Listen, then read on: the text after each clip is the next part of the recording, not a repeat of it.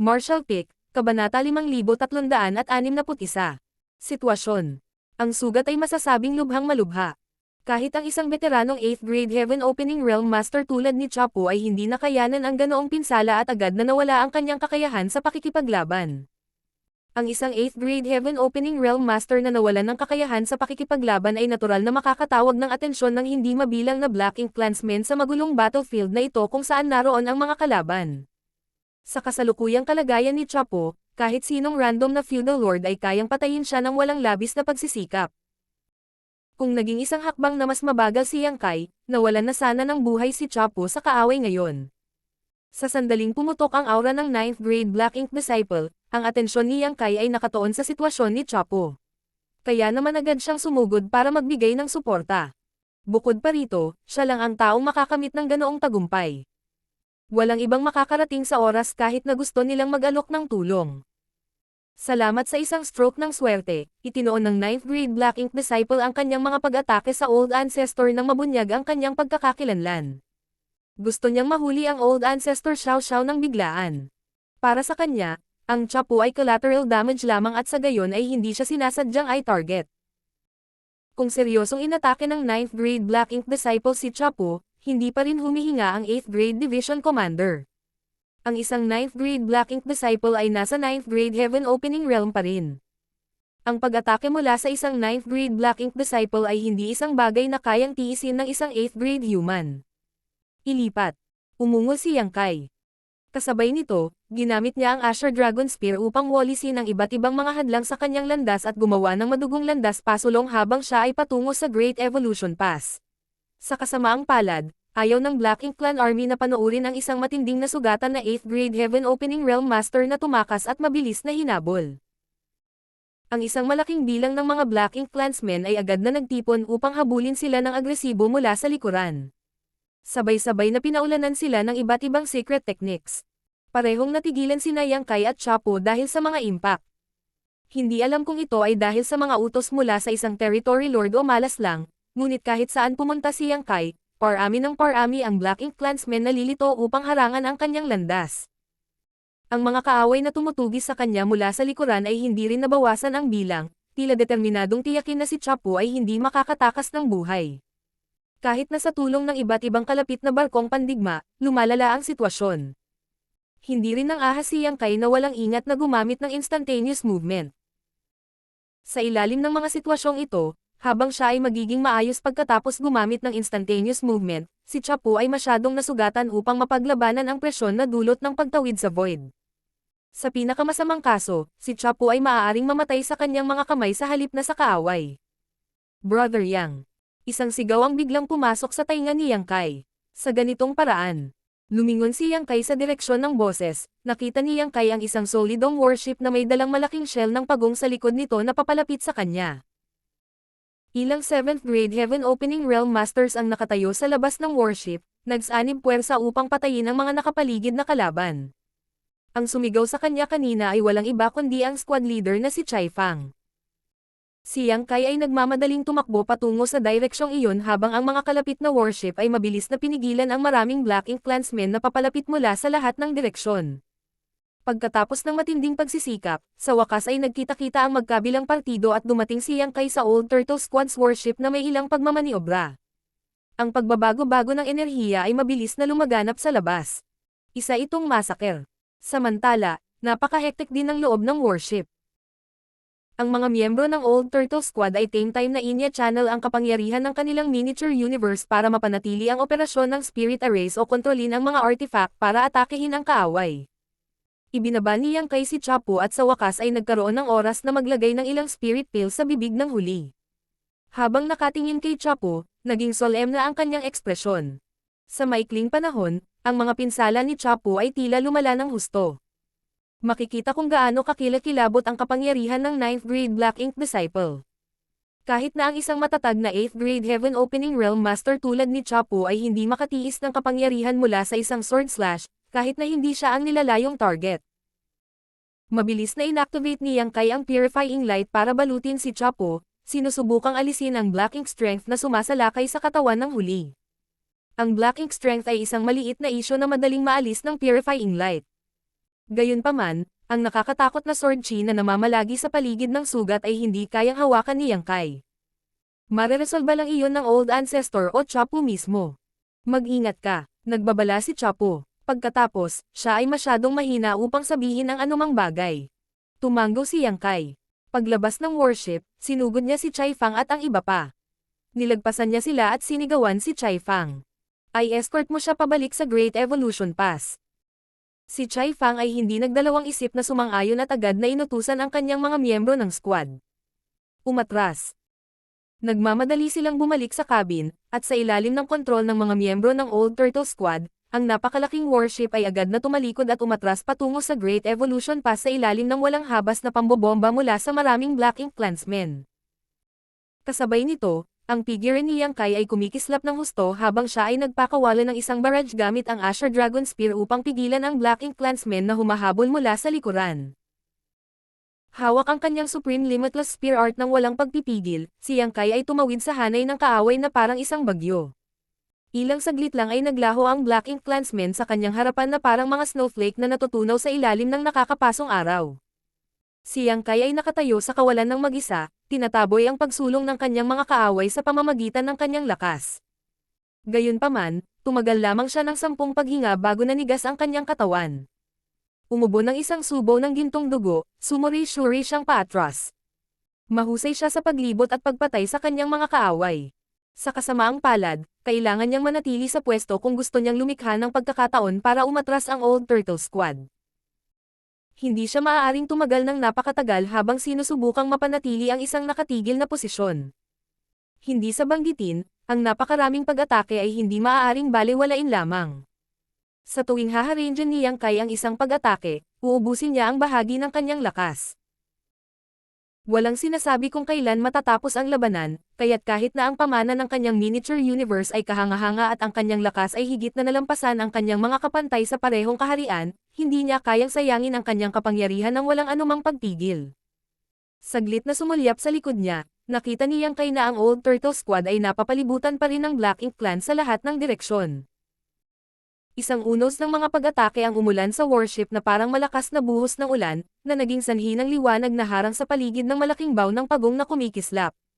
Magkagayunman, hindi man lang nabawasan ang momentum ng Old Turtle Squad at hindi nagtagal ay nakarating na sila sa loob ng 1,000,000 kilometro ng Great Evolution Pass. Hindi mapigilan ni Yang Kai na makaramdam ng ginhawa. Ang Old Turtle Squad ay maaaring walang anumang bagay na espesyal sa kanila, ngunit ang kanilang buong squad ay maaaring ilarawan sa isang salita, matigas. At hindi lang ang warship nila ang matigas. Sa pagkakaalam niya, si Chai Fang at ang kanyang mga miyembro ng squad ay nagal-inang ng napakalakas na defensive secret techniques. Kahit na nakatagpo sila ng isang malakas na kalaban na hindi nila kayang talunin, kaya nilang ipagtanggol ang kanilang sarili sa loob ng ilang panahon. Ang partikular na katangian ng Old Turtle Squad ay tiyak na gumanap ng malaking papel sa sandaling ito. Kung ang Dawn Squad na lang ang mag-escort kay Chapu, maaaring hindi naging maayos ang lahat. Ang kabuuang lakas ng Dawn Squad ay hindi mas mababa sa Old Turtles, ngunit mahihirapan silang magpatuloy kung sila ay napapalibutan at aatake ng napakaraming Black Ink Clansmen. Sa 1,000,000 kilometro, nakarating sila sa saklaw na maaaring tulungan sila ng mga static na depensa ng Great Evolution Pass. Nang makita ang malaking bilang ng Black Ink Clansmen na humahabol sa Old Turtle Squad, ang spirit arrays sa mga dingding ng Great Evolution Pass ay nagsimulang umungol at sumikat sa liwanag. Ang sumunod kaagad pagkatapos noon ay ang kapangyarihan ng mga artifact na bumaril sa kalangitan na parang granazone ng mga bulalakaw. Ang mga pag-atake ay dumaan sa Old Turtle Squad's warship nang may hindi kapani-paniwalang katumpakan at dumiretso sa gitna ng mga humahabol. Hindi mabilang na Black Ink Clansmen ang pinalipad ng mga putok, at ang aura ng maraming Black Ink Clansmen ay naglaho sa malalaking sangkawan. Mayroong kahit na mga feudal lord sa mga buhay na nawala. Nang makita ang mabangis na pag-atake na nagmumula sa Great Pass, ang tumutugis na Black Ink Clansmen ay hindi nang ahas na sumulong ng walang ingat. Laban sa ganoong kabigat na barrage, sisabog sila sa pira-piraso bago nila maabot ang Great Evolution Pass. Bukod dito, wala silang magagawa kahit na maabot nila ang Great Evolution Pass. Ang 28th Grade Heaven Opening Realm Masters ay pinangangasiwaan at pinoprotektahan ang Great Evolution Pass. Sa napakakaunting numero sa kanilang panig, ang Black Ink Clan ay hindi makalusot sa mga depensa ng Great Evolution Pass. Ang isang matinding nasugatan na 8th grade Heaven Opening Realm Master na nawalan ng kakayahan sa pakikipaglaban ay hindi katumbas ng napakalaking sakripisyo mula sa Black Ink Clan. Sa sandaling ito, hindi na pinapansin ni Yang Kai ang galaw ng mga humahabol. Sa pagbabago ng kanyang anyo, nagsimula siyang gumala muli sa larangan ng digmaan upang tugisin ang kanyang mga kaaway at hindi na nagabala na sumama muli sa mga miyembro ng Dawn Squad. Sa kasalukuyan, naging malinaw ang sitwasyon sa larangan ng digmaan. Ang Old Ancestor Xiao Xiao ay nakikipaglaban sa Royal Lord at sa 9th grade Black Ink Disciples sa isang 2 laban 1 labanan. Samantala, ang mga Territory Lord sa larangan ng digmaan ay pinipigilan ng 8th grade Heaven Opening Realm Masters. Sa makatuwid, halos walang makakapagbanta sa kaligtasan ni Yang Kai sa larangang ito ng digmaan. Higit pa rito, hindi siya naniniwala na ang Black Ink Clan ay may mga nakatagong Territory Lords o 8th grade Black Ink Disciples. Ngayon na ang labanan sa pagitan ng human race at ang Black Ink Clan ay umabot na sa puntong ito, nailabas na ng magkabilang panig ang lahat ng kapangyarihang kaya nila sa kabila ng hindi gaanong oras na lumipas. Pagkatapos ng lahat, inalis ng human race ang evil purging divine spears na inilihim sa loob ng maraming taon. Paano kayang itago ng Black Ink Clan ang anumang bagay sa puntong ito? Ang malawak na larangan ng digmaan ay halos masasabing isang lugar kung saan maaaring magalit si Yang Kai nang walang pagpipigil. Hanggat hindi siya nagkukusa sa paglilitis ng kamatayan, halos walang anumang bagay na maaaring magbanta sa kanyang buhay. Para sa kanya, ito ay isang bagay lamang kung gaano karaming mga kaaway ang maaari niyang patayin. Hindi mahina ang Dawn Squad, kaya kahit wala siya, maaari silang tumakbo ng laganap sa larangan ng digmaan nang walang anumang isyu. Higit sa lahat, si Yang Kai ay bihasa sa Dao of Space upang mapakinabangan niya ang kanyang kalamangan sa pamamagitan ng pakikipaglaban ng mag-isa. Paminsan-minsan, ang mga kislap ng purong liwanag na kahawig ng Great Suns ay sisabog sa isang lugar sa larangan ng digmaan. Iyon ay ang Evil Purging Divine Spears na patuloy na ina-activate. Para sa labanang ito, ipinamahagi ng Great Evolution Pass ang lahat ng Evil Purging Divine Spears na iniipon nila sa lahat ng mga taon na ito. Halos bawat 7th grade Heaven Opening Realm Master ay nakatanggap ng 2 o 3 Evil Purging Divine Spears. Kapag nahaharap sa isang malakas na kalaban, ang Evil Purging Divine Spears ay madalas na masira ang pagkapatas at pinapayagan silang patayin ang kanilang mga kaaway. Gayunpaman, ngayong nahayag na ang pagkakaroon ng Evil Purging Divine Spears, ang mga epekto nito ay hindi kasing epekto ng kanilang debo. Ang Black Ink Clan ay naging mapagmatsyag ngayon, at gaano man kabilis ang pag-activate ng Human Race Cultivator sa Evil Purging Divine Spears, kailangan pa rin nilang magtagal. Hindi ito katulad sa simula ng sabay-sabay na isinaaktibo ng Human Masters ang Evil Purging Divine Spears, na ikinagulat ng mga Territory Lord at Feudal Lords. Silang Black Ink Clan ay hindi pa nakakita ng ganoong artifact dati, kaya paano nila nalaman ang tungkol sa kanila na may napakagandang epekto sa pagpigil sa Black Ink Strength. Maaaring maging favorable ang sitwasyon, ngunit tense pa rin ang larangan ng digmaan. Walang kailangang sabihin tungkol sa sitwasyon ng Old Ancestor. Wala siyang kapangyarihang patayin ang kanyang mga kaaway kahit na kaya niya sila sa 2 laban sa isang labanan. Ang 8th grade Heaven Opening Realm Masters ay abala rin sa pakikipaglaban sa Territory Lords at 8th grade Black Ink Disciples sa ngayon. Ang biglaang paglitaw ng 9th grade Black Ink Disciple ay nagulat sa lahat ng 8th grade Division Commanders. Ang Territory Lords, na orihinal na pinipigilan ng husto, ay sinamantala ang panandaliang pagkabigla na iyon para makawala sa pagpigil ng Human Masters at desperadong gumamit ng kapangyarihan ng kanilang Black Ink Nests upang alisin ang purifying light na sumalakay sa kanilang mga katawan. Bagamat marami sa kanila ang napatay, mas marami pa sa kanila ang nakaligtas sa kamatayan. Upang ihinto ang pagsabog na sandaling iyon, maraming 8th grade Heaven Opening Realm Masters ang nasugatan ng husto. Kunin ang Shu Linggang bilang halimbawa. Ang bagong advanced na 8th grade Heaven Opening Realm Master ay lumaban sa 2 laban 1 labanan, at para sa kapakanan ng pagpatay sa kanyang mga kaaway, hindi siya nagdalawang isip na magbunyag ng isang pambungad bilang pain.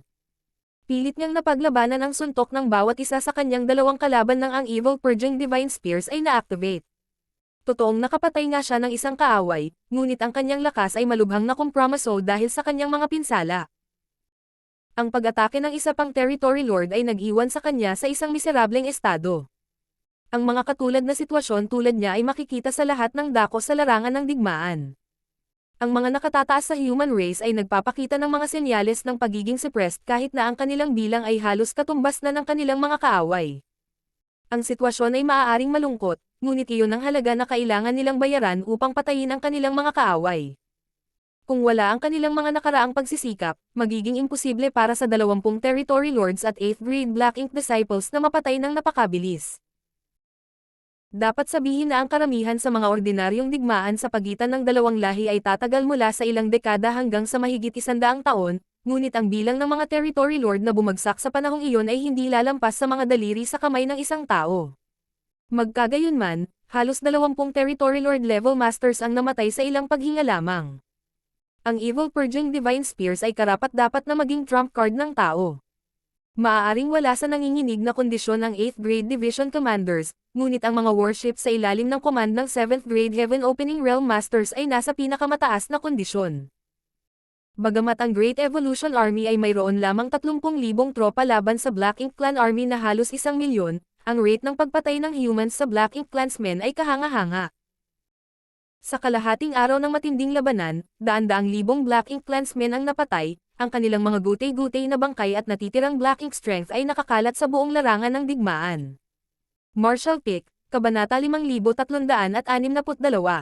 Pagsira sa pagkapatas. Ang human race ay dumanas din ng maraming casualty. Sa napakalaking labanan, hindi maiiwasan ang pagkatalo sa magkabilang panig.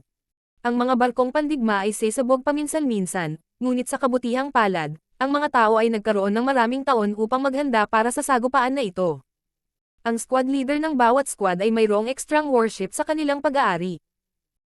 Sa tuwing sesabog ang isang warship, agad nilang ipapatawag ang kanilang extrang warship at ipagpapatuloy ang kanilang madugong labanan sa Black Ink Clan.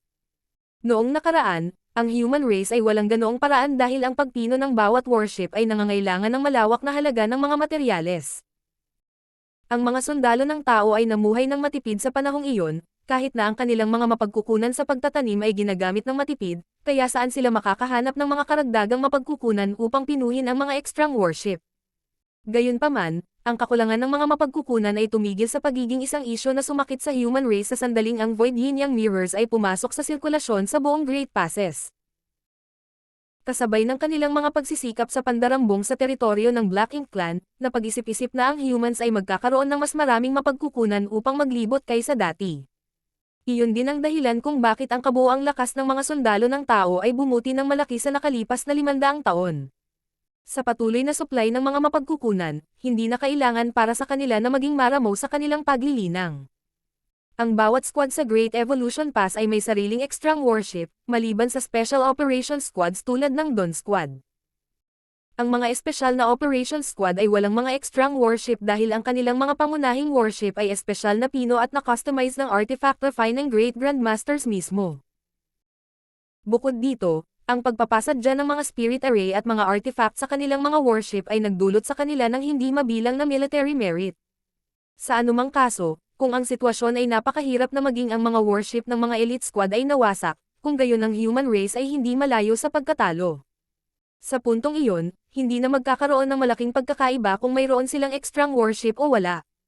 Muling umalangaw sa buong larangan ng digmaan ang pagkoang ng Golden Crow habang ang isang dakilang araw ay lumukso upang ipaliwanag ang nakapalibot na kadiliman.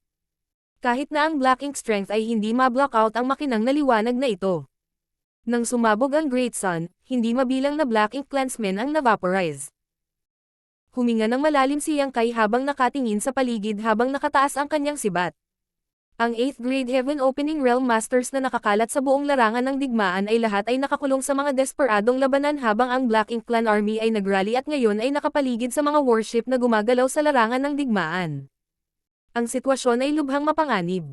Bago magsimula ang krusada, alam ng lahat na ito ay isang mahirap na labanan at ang pagtatamo ng tagumpay ay hindi isang madaling gawain. 10,000 sundalo mula sa Great Evolution Pass ang desperadong lumaban sa isang madugong labanan para sa mismong kinabukasan ng human race. Ang lahat ng kanilang pagsisikap ay protektahan ang kaligtasan at kapayapaan ng kanilang kinabukasan. Kaya naman, hindi sila nag-atubili na ipagsapalaran ang kanilang buhay para sa kanilang layunin. Sadyang hindi inaasahan ang hitsura ng 9th Grade Black Ink Disciple. Kung hindi dahil sa intervention ng 9th Grade Black Ink Disciple, maaaring hindi ganoon kahirap ang sitwasyon. Kahit na ang Royal Lord ay maaaring humiram ng kapangyarihan ng kanyang Black Ink Nest para pigilan ang Old Ancestor, kung ang 9th Grade Black Ink Disciple ay hindi nakipagsanib puwersa sa Royal Lord, ang Old Ancestor Xiao Xiao ay magkakaroon ng higit sa sapat na kapangyarihan upang ganap na pigilin ang Royal Lord at ilang Territory Lord sa parehong oras. Kung ang Old Ancestor ay tumulong na pigilan ang ilang Territory Lords, ang 8th Grade Division Commanders ay maaaring masira ang kasalukuyang pagkapatas. Sa kasamaang palad, ang planong iyon ay hindi na magagawa. Ang magkasanib na pag-atake ng Royal Lord at ng 9th Grade Black Ink Disciple ay nag-iwan sa kanya na walang kapangyarihan na gumawa ng anupaman. Kinagat ni Yang Kai ang kanyang mga ngipin at tumingin sa direksyon ng Royal City. Hindi siya katapat para sa isang 9th Grade Black Ink Disciple, ngunit ang isang Territory Lord ay magagawa sa kanyang kasalukuyang estado. Sa kasamaang palad, kahit na siya ay lumaban sa kanyang pinakamahirap, maaari niyang sakupin ang isang solong Territory Lord sa pinakamainam, na magiging walang kabuluhan sa grand scheme ng mga bagay. Sa halip na sayangin ang kanyang pagsisikap, maaari pa niyang gamitin ng husto ang kanyang lakas at manghuli ng mas maraming feudal lords. Gayunpaman, kung kaya niyang sirain ang Black Ink Nest sa Royal City at pigilan ang Territory Lords sa paghiram ng kanilang kapangyarihan, kung gayon ang kasalukuyang deadlock ay mababasag din. Kapag nawasak ang Black Ink Nests ng Territory Lords, hindi na sila makakaasa sa anumang iba pang tulong sa labas. Ang sitwasyon ng 8th Grade Division Commanders ay dapat na mapabuti ng malaki bilang isang resulta. Masasabi rin na, kung ang Black Ink Nest ng Royal Lord ay nawasak, kung gayon ang Old Ancestor ay maaaring magkaroon ng pagkakataon na patayin ang Royal Lord. Gayunpaman, ang pagpasok sa Royal City upang sirain ang Black Ink Nests ay hindi isang madaling gawain. Kahit na nakatayo si Yang Kai sa magulong larangan ng digmaan, malinaw niyang nararamdaman ang aura ng ilang Territory Lords na nakatalaga sa Royal City. Ang Black Ink Nests ay kritikal sa Black Ink Clan, kaya paanong hindi sila magtatalaga ng ilang Territory Lords para protektahan sila? Ayon sa mga naunang pagtatansya ng mga nakatataas sa human race, bago magsimula ang digmaan, ang Black Ink Clan ay mayroong 70 hanggang 80 Territory Lords sa kanilang panig, higit pa o mas mababa sa bilang ng 8th Grade Heaven Opening Realm Division Commanders. Bilang karagdagan, mayroon din silang 20 8th Grade Heaven Opening Realm Black Ink Disciples sa ilalim ng kanilang utos. Magkagayunman, hindi ganoon karami ang Territory Lords at 8th Grade Heaven Opening Realm Black Ink Disciples sa larangan ng digmaan. Hindi bababa sa 20 Territory Lords ang dapat na nanatili sa Royal City upang bantayan ang Black Ink Nests. Iyon ay isang napakalakas na puwersa. Sa paghusga mula sa kasalukuyang sitwasyon, ang pagbabantay sa Black Ink Nests ay isang hindi ligtas na plano. Ang dahilan kung bakit napakaraming Territory Lords ang naiwan ay para magbantay laban sa 8th Grade Heaven Opening Realm Masters of Great Evolution Pass. Tulad ng kung paano sinuri ng human race ang lakas ng Black Ink Clan, ang Black Ink Clan ay gumawa din ng paghatol sa bilang ng 8th Grade Heaven Opening Realm Masters na mayroon ang humans. Kung hindi lahat ng human race masters ay kumilos, paanong ang Black Ink Clan ay maglalakas loob na gawin ang lahat? Sa huli, ang magkabilang panig ay nag-iwan ng malaking bilang ng mga nangungunang masters upang protektahan ang kanilang mahahalagang lokasyon upang maiwasan ang kabilang partido na magdulot ng gulo. Bagamat natukso si Yang Kai na magdulot ng kaguluhan sa Royal City, hindi siya nang ahas na kumilos ng padalos-delos sa napakaraming Territory Lords na nagbabantay. Habang pinag-iisipan niya ang mga ideyang ito, biglang pumasok sa kanyang tenga ang boses ni Xiang Shan. I target ang Black Ink Nests ng Royal City. Agad na nagningning ang mga mata ni Yang Kai sa mga salitang iyon. Hinihiling sa kanya ni Xiang Shan na sirain ang Black Ink Nests sa Royal City. Mukhang hindi lang ako ang may ideyang ito. Kudlit, tila ganoon din ang iniisip ni Xiang Shan tungkol sa paraan upang masira ang pagkapatas na ito, o sa halip, sa kanyang mga kakayahan, malamang na si Xiang Shan ay nakaisip ng planong ito matagal na ang nakalipas ngunit naghihintay ng tamang sandali upang maisakatuparan ito. Malamang ay naglabas na siya ng utos kay Yang Kai ngayon dahil sa wakas ay naisip na niya ang naaangkop na mga hakbang sa pagpigil. Ang 8th Grade Army Commander, na bumagsak sa 7th grade bago siya muling bumangon pagkatapos ng libu-libong taon, ay agad na nagpakita ng walang kapantay na madiskarteng talento sa sandaling bumalik siya. Masasabing nagawa lamang ng Great Evolution East-West Army na talunin ang Black Ink Clan 200 taon na ang nakalilipas salamat sa pamumuno ni Xiang Shan. Nagtatag siya ng malaking kalamangan para sa human race sa Great Evolution Theater, at ang kalamangan na iyon ay nagpatuloy hanggang ngayon. Ang labanang iyon ay naglatag din ng pundasyon para sa kasalukuyang krusada ng Great Evolution Army. Para sa kadahilanang iyon, si Yang Kai ay may malaking paggalang at paghanga kay Xiang Shan. Bagamat hindi maaaring pamunuan ni Yang Kai ang isang hukbo sa labanan, mahusay siya sa pagsasagawa ng mga individual na pag-atake sa kanyang mga kaaway. Ang lahat ng 8th grade Heaven Opening Realm Masters ay pinagmamasdan ng mabuti sa sandaling ito, kaya wala ni isa sa kanila ang maaaring kumuha ng kanilang sarili at magtungo sa Royal City. Dahil dito, ang 7th grade Heaven Opening Realm Master tulad ni Yang Kai ang pinakamahusay na pagpipilian para sa gawaing ito. Hindi pa banggitin na iba siya sa ordinaryong 7th grade Heaven Opening Realm Masters. Tiwala si Yang Kai na magtatagumpay siya sa gawain hanggat maaari niyang samantalahin ang pagkakataon. Ang Black Ink Nests ay halos walang lakas sa pagtatanggol, kaya hanggat makakahanap siya ng paraan upang makalapit, madaling sirain ni Yang Kai ang ilan sa mga ito nang walang labis na pagsisikap. Sa utos ni Xiang Shan, hindi nag-atubili si Yang Kai na dumiretso sa Royal City habang hindi nangangahas na gumawa ng labis na kaguluhan, baka mahuli niya ang atensyon ng Black Ink Clan Army. Kasabay nito, sa layong 5 milyong kilometro ang layo mula sa Royal City, ang Great Evolution Pass ay patuloy na umiikot ng mabagal sa ilalim ng paghihimok ng 28th grade Heaven Opening Realm Masters na nakatalaga doon. Samantala, ang mga spirit array at artifact sa mga dingding ng lungsod ay patuloy na bumaril patungo sa Royal City, na pinilit ang Black Ink Clan na magtalaga ng ilan sa kanilang mga tropa upang ipagtanggol ito. Ang Great Evolution Pass ay naglakbay ng malayo para sa digmaang ito, kaya natural na higit pa ang magagawa nito kaysa sa simpleng paglansad ng isang pag-atake. Ang papel nito ay hindi lamang upang magbigay ng isang malakas na kalasag para sa human race, ang mga nakakasakit at nagtatanggol na kakayahan nito ay ganap na nakamamatay ng mga sandata sa larangan ng digmaan. Sa katunayan, ang mismong pagkakaroon ng Great Evolution Pass ang nagpigil sa malaking bahagi ng kapangyarihan ng Black Ink Clan.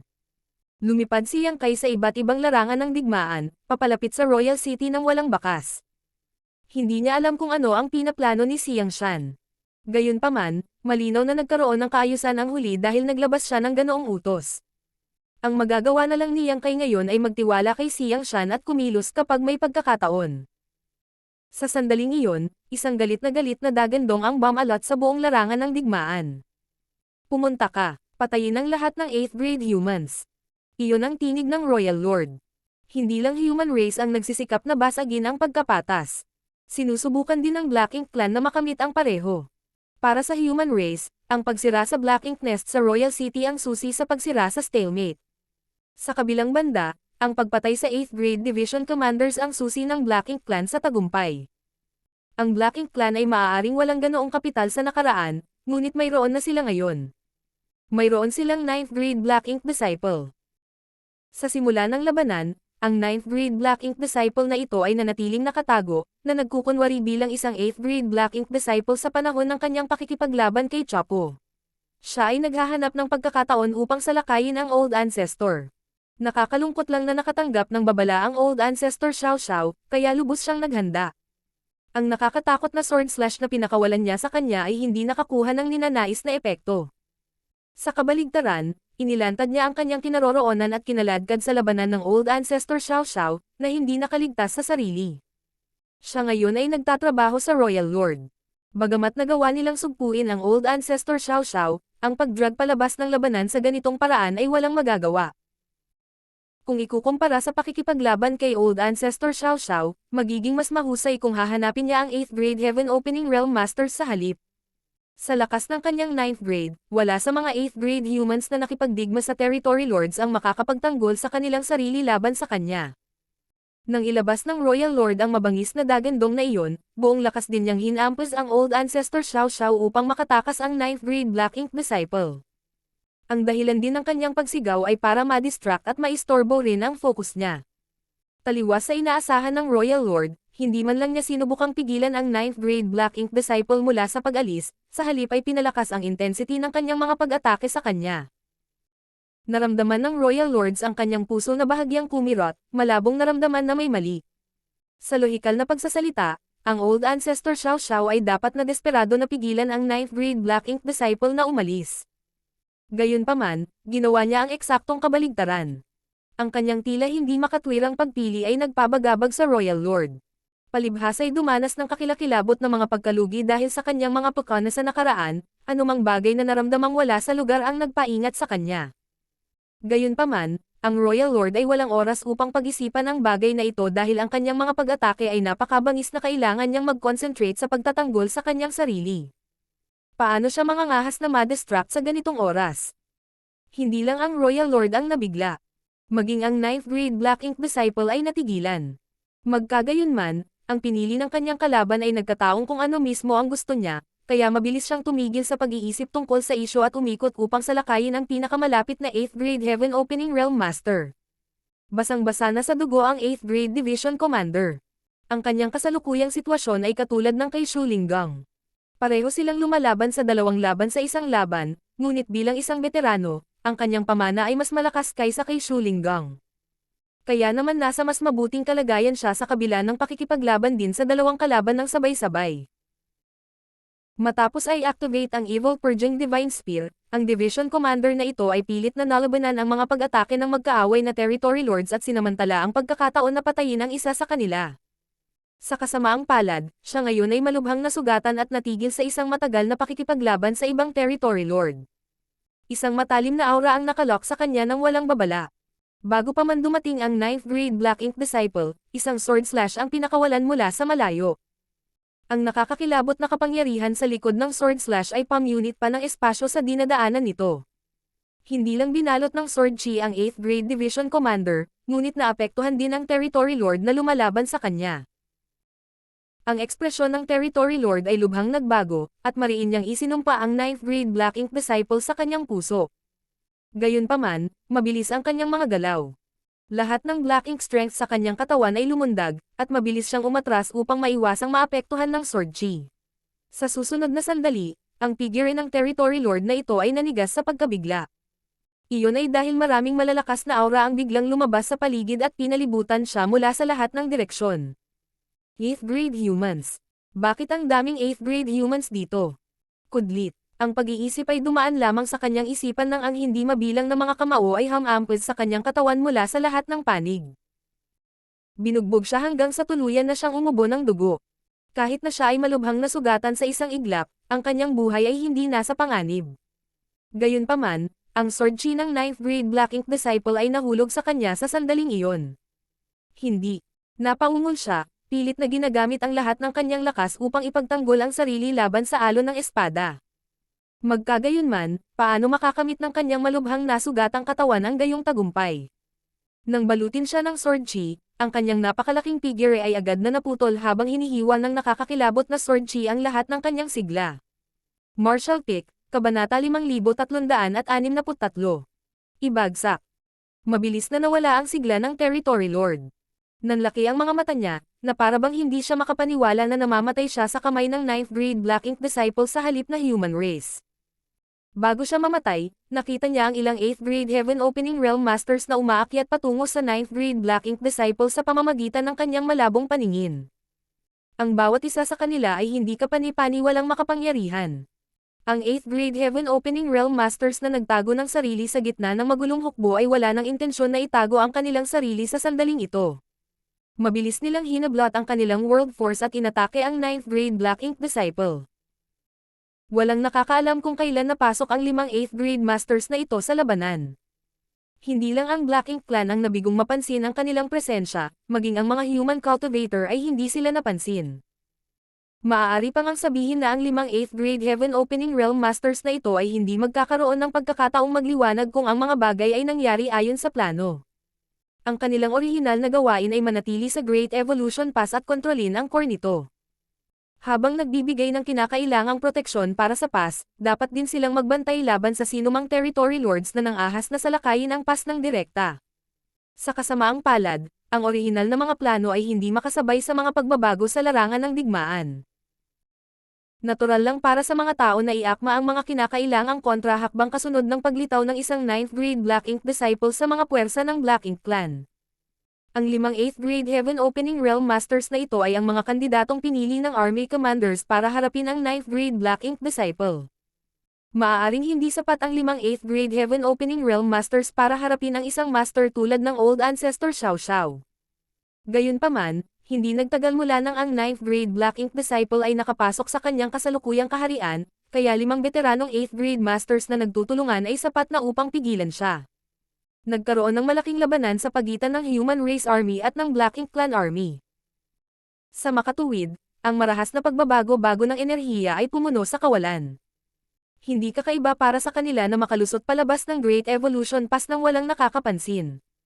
Sa susunod na sandali, ang 5 8th grade Heaven Opening Realm Masters ay nakipag-away sa 9th grade Black Ink Disciple. Ang 8th grade master na na-target ng 9th grade Black Ink Disciple's Sword Chi kanina ay sumali rin sa labanan ng walang pagsasaalang-alang sa kanyang mga pinsala kahit na siya ay umuubo ng dugo. Galit na hinatak niya ang kanyang World Force habang inaatake niya ang kanyang kahangahangang kalaban. Habang nagsasama-sama ang 6 na 8th grade Heaven Opening Realm Masters para pigilan ang 9th grade Black Ink Disciple, biglang lumitaw ang aura ng ilang nakatagong 8th grade Heaven Opening Realm Masters sa paligid ng Royal City. Ang bawat isa sa kanilang mga aura ay kumikinang ng maliwanag habang sila ay lantarang sumusugod patungo sa Royal City nang hindi nagtatago. Bawat isa sa kanila ay nagbigay ng isang kahangahangang momentum at maging sa magulong larangan ng digmaan na ito, sila ay lubhang kapansin-pansin. Kabastusan. Si Chekong, na naiwan sa Royal City upang pangasiwaan ang proteksyon ng Black Ink Nests ay galit na galit. Paanong hindi niya malalaman kung ano ang pinaplano ng human race nang makita niya ang 8th grade masters na naniningil patungo sa Royal City? Malinaw na nilayon ng humans na sirain ang Black Ink Nests at pahinain ang kapangyarihang labanan ng Territory Lords at ng Royal Lord. Ang dahilan kung bakit nanatili si Chekong ay tiyak na magbantay laban sa mga naturang aksyon. Hindi na niya kailangang magbigay ng anumang utos. Kahit na walang salita mula kay Chekong, ilang Territory Lords ang umakyat na sa kalangitan upang harangin ang mga paparating na 8th grade humans. Maraming 8th grade Heaven Opening Realm Masters ang naipadala dito, 10 sa kabuuan.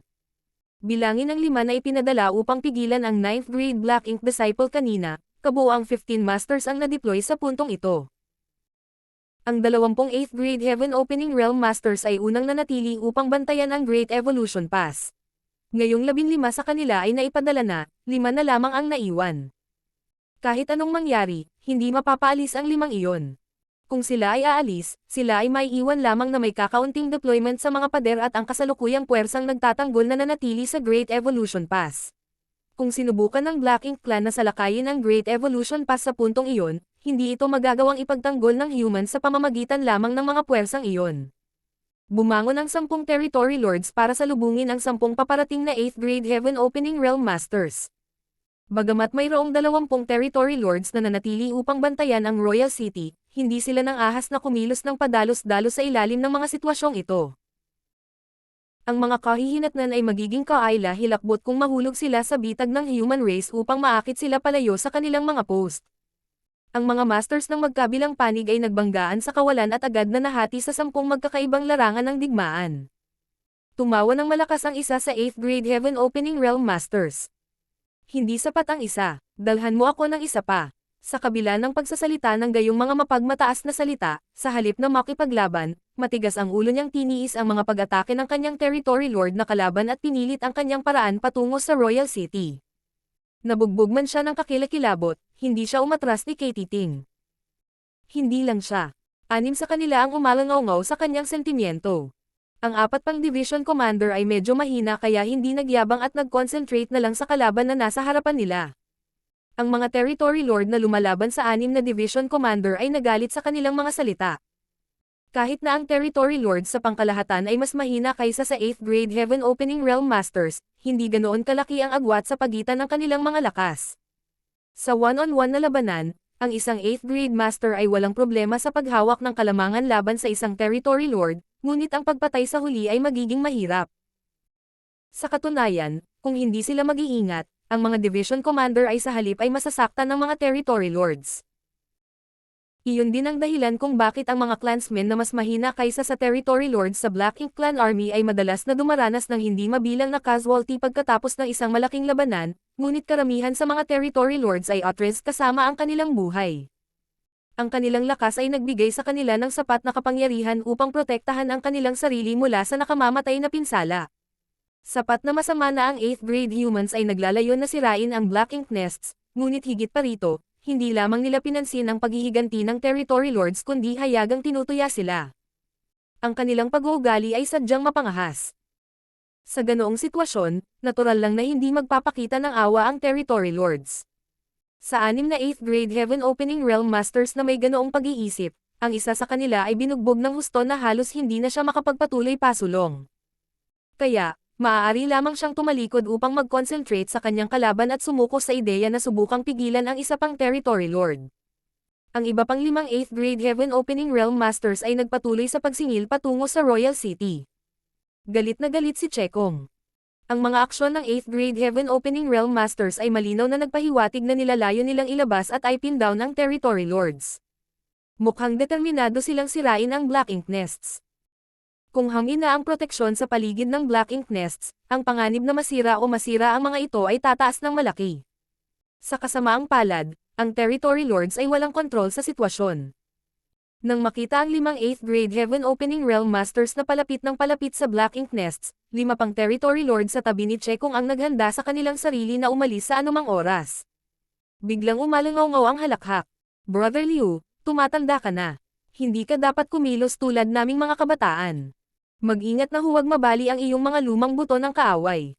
Ang isa sa mas matandang 8th grade Heaven Opening Realm Masters ay tila nahihirapan sa pagsulong. Bagamat gusto niyang makalagpas sa mga depensa ng kanyang kalaban at atakihin ang Royal City, maliwanag na hindi niya kinaya ang pagkuha sa pangalawang territory lord. Sa ganoong kaikling panahon, maraming beses na siyang sinaktan ng kanyang territory lord na kalaban, at bagamat hindi malubha ang kanyang mga pinsala, delikado kung magpapatuloy ang mga bagay sa ganitong bilis. Hindi pa banggitin na lalala lang ang sitwasyon kung may mangyari sa kanya. Ang 8th grade Heaven Opening Realm Master na tinatawag na Old Liu ay tila napagtanto na siya ay kumagat ng higit pa sa kanyang ngumunguya. Matapos isaalang-alang ang sitwasyon sa kamay, tumigil siya sa pagpupumilit sa sarili at tumawa ng masama sa sarili. Tama ka, ang mga matandang buto na ito ay hindi makakayanan ng ganoong pagkatalo. Ang sarap sigurong maging bata at malakas tulad ninyong mga maliliit. Mabuti, ipaubaya ko sa iyo. Sa mga maliit, na binanggit niya, sino sa kanila ang hindi bababa sa ilang libong taong gulang. Kaya lang mas matanda pa siya sa kanila. Pagkatapos sabihin iyon, agad na umatras si matandang Liu para tumuon sa kanyang kalaban at agad na binaliktad ang kanyang bumababang momentum bilang resulta. Ang 6 na 8th grade Heaven Opening Realm Masters ay sumisingil sa Royal City, ngunit 2 ang napilitang umalis sa daan.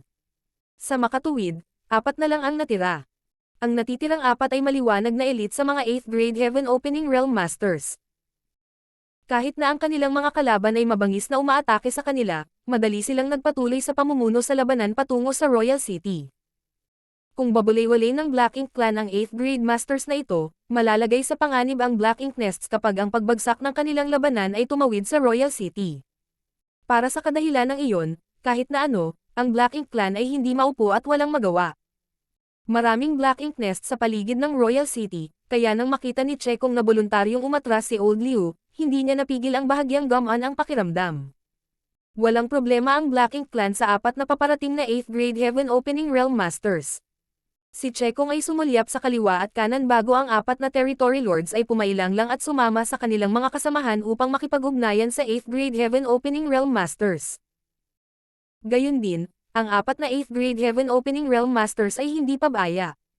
Nang makitang may 4 pang territory lords na sumasali sa labanan, alam nilang naabot na nila ang kanilang layunin. Hindi lamang sila tumigil sa pagsisikap na lumapit sa Royal City, ngunit unti-unti din nilang inilalayo ang labanan mula dito. Sa totoo lang, hindi na nila makontrol ang sitwasyon dahil ito ay 2 laban 1 labanan. Kung gusto ng territory lords na akitin ang kanilang labanan palabas ng Royal City upang maiwasan ang pagbagsak na makapinsala sa Black Ink Nest, kung gayon maaari lamang silang sumunod. Sa isang larangan ng digmaan na hindi kalayuan sa Royal City, pinigilan ni Yang Kai ang kanyang lakas habang nakikipaglaban siya sa Black Ink Clan habang binabantayan ang mga galaw ng Royal City. Nagsagawa ng aksyon ang 10 8th grade Heaven Opening Realm Masters para akitin ang 14 na territory lords palayo sa Royal City. Kahit na ang mga resulta ay hindi perpekto, halos hindi nila nagawang makamit ang kanilang layunin. Kailangang sabihin na ang mga territory lord na ito ay maaaring humiram din ng kapangyarihan ng kanilang Black Ink Nests, kaya kung hindi sila masyadong nag-iingat sa Evil Purging Divine Spears, maaaring wala sila sa ganoong miserableng kondisyon. Sa ilalim ng premise na maaaring hiramin ng territory lords ang kapangyarihan ng kanilang Black Ink Nests, sa 2 laban 1 labanan, maaari nilang banta ang buhay ng sinumang 8th grade Heaven Opening Realm Master. Mayroon na ngayong 6 na territory lords na natitira. Kabilang sa kanila ang pambihirang makapangyarihang si Chekong. Ano ang pinaplano ni Xiang Shan? Walang masyadong tao ang natitira sa human race na maaaring ipadala. Nagpaplano ba silang talikuran ang proteksyon ng Great Evolution Pass at ipadala ang natitirang 5 8th Grade Heaven Opening Realm Masters? Habang pinag-iisipan ni Yang Kai ang mga bagay na ito, pinag-iisipan din ni Chekong ang parehong tanong. Ang Black Ink Clan ay may talaan ng numero at pagkakakilanlan ng 8th Grade Heaven Opening Realm Masters pagkatapos nilang labanan ang isa't isa ng maraming beses. Lahat maliban sa isa sa 8th Grade Heaven Opening Realm Masters na aktibo sa larangan ng digmaan ay kilala ng Black Ink Clan. Ang hindi pamilyar na mukha ay malamang na sumulong upang maging isang 8th Grade Heaven Opening Realm Master sa nakalipas na 200 taon. Gayunpaman, ang partikular na 8th Grade Master ay nasa larangan ng digmaan. Hindi pa banggitin na siya ay lubhang nasugatan, kaya hindi na kailangang mag-alala tungkol sa kanya. May 5 iba pang kilalang 8th Grade Heaven Opening Realm Masters na hindi pa nagpahayag ng kanilang sarili. Inilipat ni Chekong ang kanyang tingin upang tingnan ang Great Evolution Pass. Ang mga depensa sa paligid ng Great Evolution Pass ay tila matatag, at ang buong Great Pass ay dahan-dahang umiikot sa lugar. Malinaw na ipinahiwatig nito na mayroon pa ring 8th grade humans na nangangasiwa sa Great Evolution Pass at kumokontrol sa napakalaking artifact. Lahat ba ng 5 kilalang 8th grade Heaven Opening Realm Masters ay nasa Great Evolution Pass? Kahit na hindi lahat ng mga ito ay naroroon, hindi bababa sa 3 ang dapat na naiwan. Kung hindi, ang mga depensa ng Great Evolution Pass ay hindi magiging matibay. Nang sumagi sa isip niya ang ideyang iyon, kumalma si Chekong. Hindi mahalaga kung ang 5 8th Grade Heaven Opening Realm Masters ay nanatili sa Great Evolution Pass. Kahit na ang 5 8th Grade Heaven Opening Realm Masters ay naipadala na, ang Black Ink Clan ay may 6 na Territory Lords na natitira. Pagkatapos magpadala ng 5 Territory Lords para pigilan ang kanilang mga kaaway, siya na lang ang natitira sa Royal City. Magkagayunman, siya lamang ay sapat na upang matiyak ang kaligtasan ng Royal City. Naubusan na ng pakulo ang lahi ng tao. Kudlit. Nang sumagi sa isip ni Chekong ang kaisipang iyon, isang biglaang kaguluhan ang nagmula sa isang sulok ng magulong larangan ng digmaan. Hindi mabilang na daloy ng mga ilaw ang bumaril sa lahat ng direksyon nang lumabas ang 3 barkong pandigma mula sa direksyong iyon at umaandar patungo sa Royal City.